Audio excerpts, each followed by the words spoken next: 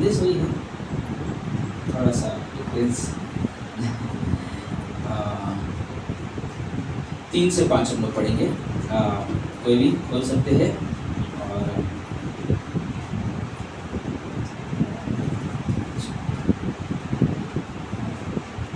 Second Timothy first 3 to 5 ना, दूसरा तिमोथी 1 अध्याय 2-3 से 5 कोई पढ़ेंगे एक दिन। इस परमेश्वर की सेवा मैं अपने बाप दादाओं की रीति पर शुद्ध विवेक से करता हूँ।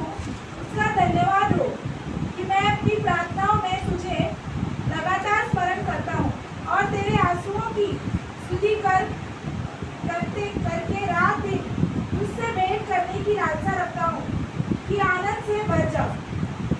मुझे तेरे उस निष्कपट विश्वास की स्तुति आती है जो पहले तेरी नानी लोइस और तेरी माता यूनिके में था और मुझे निश्चय है कि तुझमें भी है। प्रार्थना करते हैं। प्रिय परमेश्वर, प्रभु यीशु हम धन्यवाद देते हैं आज की इस सभा में आप हो प्रभु जी, और हम सभी से बातें कर रहे हो प्रभु जी, और ये हमारा विश्वास है परमेश्वर कि आप कार्य कर रहे हो पिता, और अद्भुत कार्य कर रहे हो पिता, और इसलिए परमेश्वर हम आपके नाम की महिमा करते हैं प्रभु, आपके नाम की बड़ाई करते हैं प्रभु यीशु के नाम से, आमीन। ना हम यहाँ पे एक चीज़ देखते हैं कि एक परिवार, जिसे पौलुस क्या कहा कि मैंने तेरे आंसुओं को देखा है ना। कौन है वो पौलुस? किसके बारे में बात कर रहा है? तिमुथी के बारे में। कि तिमुथी का जीवन ऐसा था कि वो उसकी चर्चा कर रहा है, और आज कई वर्षों से उसकी चर्चा होते आ रही है, और कई पीढ़ी और भी उसकी चर्चा सुनते जाएगी जब तक यीशु मसीह नहीं आते हैं। और ये हमारे लिए सबसे अद्भुत बात है कि जब हम देखते हैं तो वहाँ पे उनके जीवन को दर्शाता है कि जो उसके नानी के अंदर, एक्चुअली इंग्लिश में ना ग्रैंड मदर आते हैं, तो एक्चुअली दादी और उसकी बहू, जैसा कि रूथ और नौमी थे ना, वैसे ही उन दोनों की चर्चा, लेकिन अपने बाइबल ट्रांसलेट में नानी दिया है ना। तो वहाँ पे बताया है कि उनकी दादी के विश्वास उनके माँ के अंदर मिला, और वही विश्वास उस बेटे में मिल रहा है। और बोलता हूँ मुझे मालूम है कि तेरे अंदर भी वो विश्वास होगा जो तेरे दादी में मैंने देखा और जो मैंने तेरी माँ में देखा। और वो हमारे लिए हमें बहुत बड़ा प्रेरित करता है कि हमें बताने के लिए। क्यों? क्योंकि एक विश्वास में जब हम जीते हैं, और एक विश्वास करने वाली माता, सबसे पहला उसका एक जीवन होता है जो प्रार्थना का जीवन होता है। कितने लोग विश्वास करते हैं ना? हर एक माँ अपने बच्चों के लिए हमेशा प्रार्थना करती है कि मेरे बच्चे एक सही दिशा पे चल सके, सही दिशा पे चल सके। एक माँ, उसका जो विश्वास होता है वो विश्वास में इतनी लवलीन होती है कि वो अपने बच्चों के प्रति हमेशा जागरूक रहती है, हमेशा जागरूक रहती है।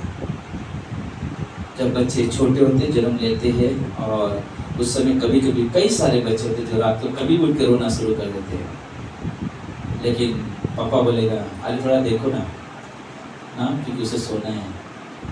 सच बताता हूँ, पापा अपनी नींद जल्दी खराब नहीं करते हैं, लेकिन माँ अपनी नींद अपने बच्चों के लिए हमेशा खराब करती है। और रात को थोड़ा सा भी अगर बच्चा रोया या हिला तो उनके भटक से उठते हैं, अपने ध्यान उन बच्चों की तरफ केंद्रित करते हैं, क्या हो गया करते हैं। कई बार कई फोन आते हैं कि बच्चे सो नहीं, पूरे रात रो रहे, कारण क्या समझ नहीं, लेकिन माँ बहुत बेचैन हो जाती है, मेरा बच्चा, ये परमेश्वर, मेरा बच्चा क्या हो गया, मेरे बच्चे को क्यों ऐसा तकलीफ हो रहा है, उसके लिए जानती है। स्विच ऑफ कर दो, उसके लिए जानती है ना, जानती है। कई बार आप देखा होगा, कई बार मैंने खुद अपने जीवन में और अपने कलीसिया में कई ऐसे परिवारों को देखा है कि ना उन्होंने अपने बच्चों के खातिर ऐसा बहुत सारे दुख उठाया है, बहुत सारी कुर्बानियाँ दी है, और इसलिए उन्होंने कभी अपने जीवन में गलत कदम भी नहीं उठाया, क्योंकि उन्होंने अपने बच्चों को बहुत ही ध्यानपूर्वक ध्यान दिया। कई सारे दुखों का सामना किया उन्होंने, कई सारे दुखों का सामना किया।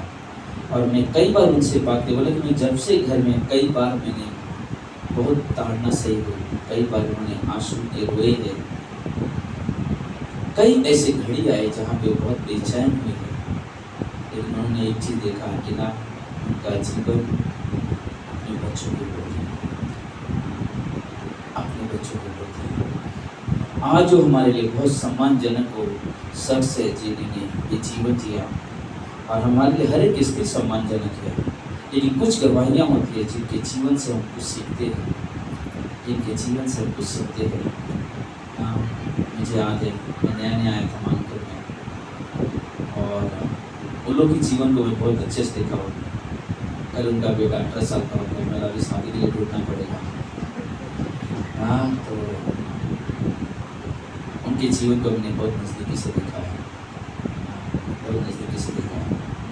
और उन्होंने हमेशा अपना खुद का प्रार्थना का जीवन बनाए रखा, अपने बच्चों के प्रति चिंता करना, हमेशा परमेश्वर के लिए गवाह बनना, हमेशा परमेश्वर को पहले स्थान देना।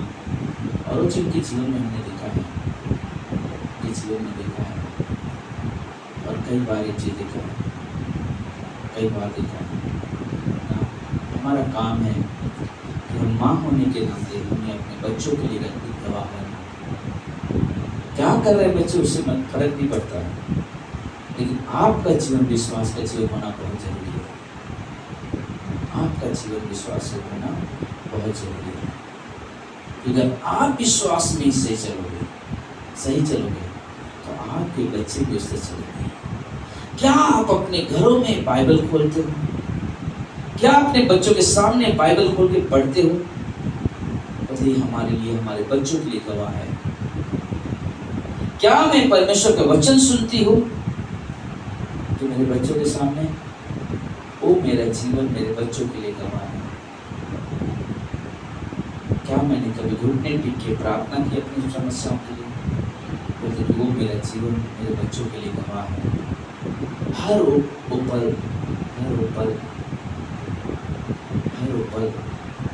मैंने 9 तारीख को गवाही सुना तो मुझे बहुत आनंद मिला।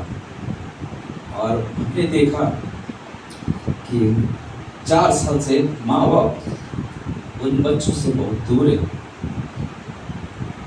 बच्चे बात करना चाहते लेकिन माँ बाप बात नहीं करते, लेकिन प्रार्थना थी।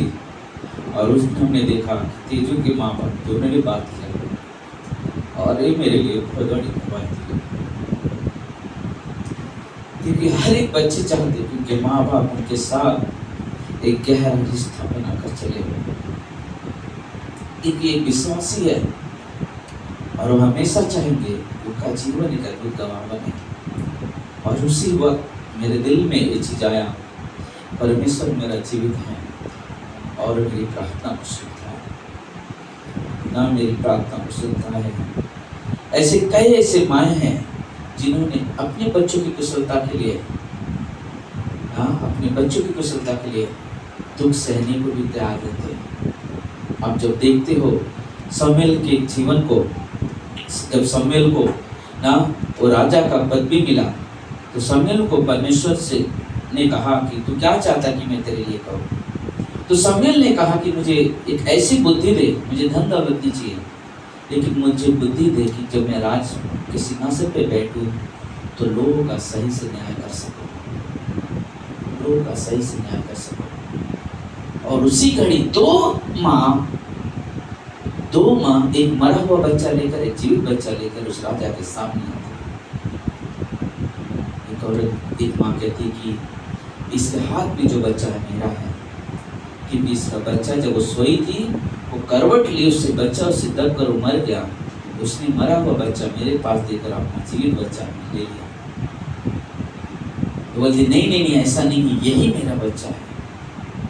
तो राजा ने कहा कि ये अब समझ में नहीं आ रहा किसका बच्चा है, एक काम करते हैं, इस बच्चे को हम तलवार से 2 टुकड़ा कर रहे थे। जब राजा ने ऐसा कहा तो जिसका बच्चा जीवित था उस माँ ने क्या कहा मालूम है? ऐसा मत कर, उस बच्चा उसको दे दे। सुलेमान पहचान गया ये बच्चा उसका, क्योंकि जब तलवार की बारी उस औरत के अंदर कुछ एहसास नहीं दिखाई दे रहा, लेकिन इसके अंदर एक दर्द दिखाई दिया। उसने कहा जान इस मार मत बच्चे को, उसको भी दे दे। राजा ने एक अच्छा न्याय किया और माँ संतुष्ट हो गई। हमारे लिए उस माँ के जीवन, कई ऐसे जीवन है जो हमारे लिए बहुत ही अद्भुत गवाह है, जो हमारे लिए बहुत अद्भुत गवाह है। जब हम तीतुस के पिता के बारे में देखते तो वो विश्वास में नहीं था, लेकिन उसकी माँ विश्वास में है, उसका परिवार विश्वास में है, उसका जीवन एक अद्भुत गवाह है, उसका जीवन एक अद्भुत गवाह है। परमेश्वर अपने बच्चों को अनंत जीवन में प्रवेश करने के लिए माता पिता और दादा दादी का इस्तेमाल करता है, ताकि उसके बच्चे मेरे राज्य में काम आ सके, ये बच्चे मेरी सेवा में इस्तेमाल आ सके। इसलिए परमेश्वर एक परिवार को चुनता है और उन्हें वो कार्य के लिए आगे बढ़ाता है। और ये हमारे लिए सबसे अद्भुत बात है ना, ये हमारे लिए सबसे अद्भुत बात है कि परमेश्वर वो कार्य करता है और एक परिवार चुनता है और अपनी महिमा के लिए उन्हें समर्पित करता है, और वो हमारे लिए बहुत अद्भुत है। कई बार बच्चे अपनी माँ का पहचान करना भी भूल जाते हैं, लेकिन माँ कभी पहचान भूलती नहीं है। एक बार अक्सर होता है कि हम सब जब छोटे थे या अभी भी कुछ बच्चे छोटे स्कूल जाते, कितने बच्चे स्कूल जाते हैं, है ना, टिफिन भी लेके जाते हैं, है ना। तो क्या होता था कि बच्चे जब स्कूल जाते मम्मी हर दिन टिफिन बनाती थी, और अक्सर देखोगे कोई बच्चा टिफिन अकेला नहीं खाता है, साथ में बच्चे बैठ जाते हैं, आराम में बैठेंगे, बड़ा सी मजाक करेंगे, खाएंगे। तो ऐसे करते करते दिन बीतते गए। फिर बच्चा थोड़ा सा 30 के 18 साल का हो गया, हाँ, तो 11वीं में पढ़ रहा था, तो टिफिन लेके जाता था फिर भी। तो एक दिन क्या हो गया, दोस्त लोग के साथ में खाते, तो दोस्त लोग बोला अरे हमारे घर में भी खाना बनता है, लेकिन जो तेरे घर में बनता है ना, ऐसा खाना, ऐसा टिफिन मेरे घर में क्यों नहीं आता है।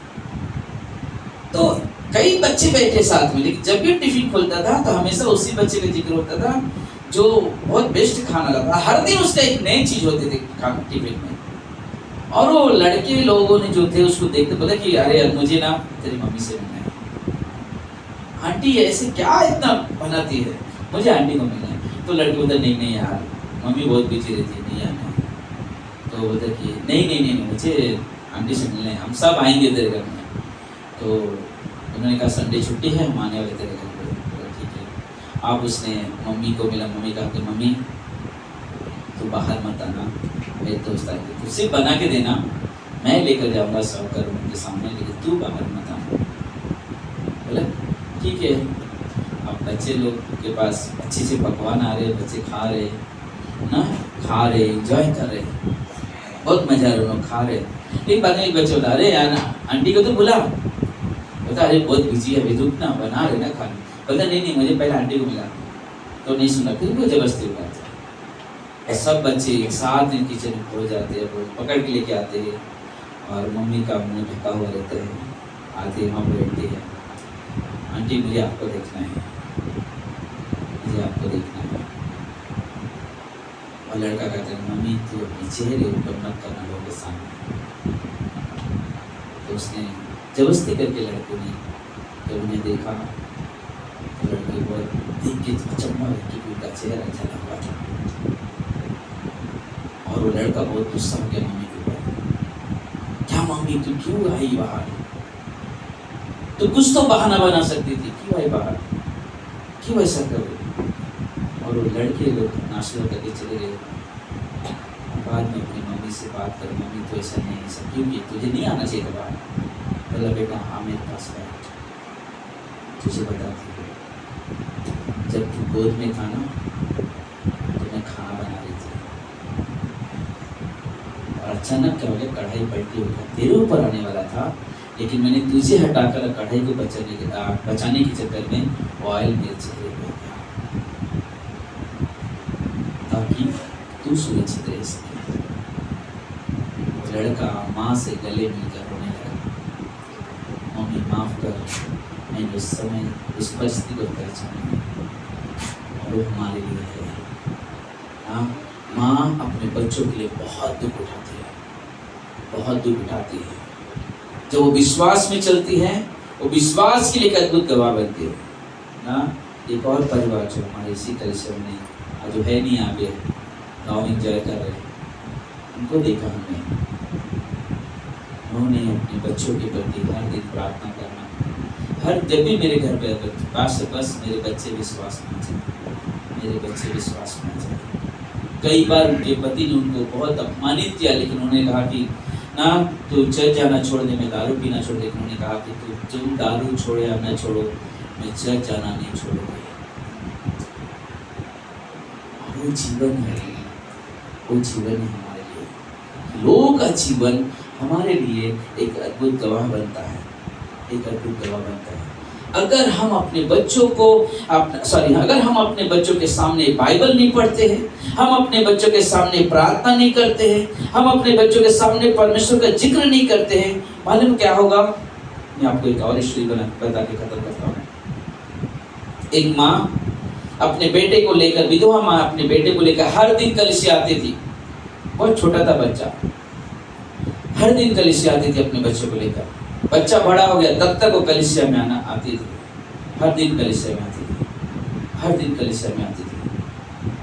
और बहुत आनंद होता था उसे कि मेरा कोई सहारा नहीं, लेकिन मेरा बेटा है जो मेरे साथ हमेशा रहता है और विश्वास में चलता है, मेरे साथ हमेशा रहता है। उसको देखती हूँ मैं कलीसिया में, आराधना में बहुत मगन होता है, सब कुछ करता है। लेकिन उसके जीवन में एक बहुत बड़ी घटना होती है कि एक एक्सीडेंट में उस बच्चे का डेथ हो जाता है, मर जाता है लड़का। और माँ को जब मालूम पड़ता, मम्मी बहुत रोने लगती है कि मेरे बेटे की जीवन में ऐसा क्या हो गया। और बहुत गांव के लोग जमा हो गए, पास्टर है, फ्यूनरल हुआ है, सब कुछ खत्म हो गया। मम्मी बहुत शांत हुई।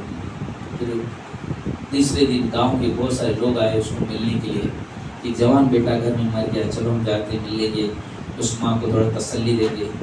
जब उसने आए बात करने लोगों को, तो उस माँ के अंदर बहुत एक आनंद भी था। दर्द इस बात का था कि शरीर के तौर पे बेटा मुझसे बहुत दूर हो गया है, लेकिन आत्मिक तौर पे मेरा बेटा परमेश्वर के पास है। एक दिन मैं भी इस दुनिया को छोड़ूंगी, वो मुझे मिलेगा, मुझे विश्वास है। और वो बातें कर कर अपने बच्चे को अपने गांव के लोगों को बहुत उत्साहित करते थे। और लोग देखते थे कि इसके अंदर कितना मजबूत विश्वास है, कितना मजबूत विश्वास है। 15 दिन बीतने के बाद वो अपने घर की साफ सफाई कर रही थी। साफ सफाई करने के समय उसे एक डायरी मिलती है। उस डायरी को मिलते ही वो बहुत जोर जोर से रोने लगती। गांव के लोग इकट्ठा हो जाते, क्या बात है कि ये माँ इतना समय हो गया, अभी तो सब कुछ अच्छा चल रहा था, अचानक क्यों रोने लगी? लगता बेटे का याद आ गया। गांव के लोग फिर इकट्ठा हो गए उसके सामने। उसने कहा, उस दिन मैंने कही थी कि ना कि मैं एक दिन मेरे बेटे को मिलूंगी, लेकिन मेरा सोच गलत निकल गया। क्या हो गया? उसने कहा कि मेरे बेटे के पास एक डायरी मिली जिसमें हर रविवार के संदेश और हर दिन के मैसेज में एक शब्द लिखता था, अगर परमेश्वर होता तो मेरा पिता नहीं मरता, अगर परमेश्वर होता तो मेरी माँ इतनी दुख नहीं उठाती थी। लोगों ने इसे कहा, इससे क्या मतलब होता है?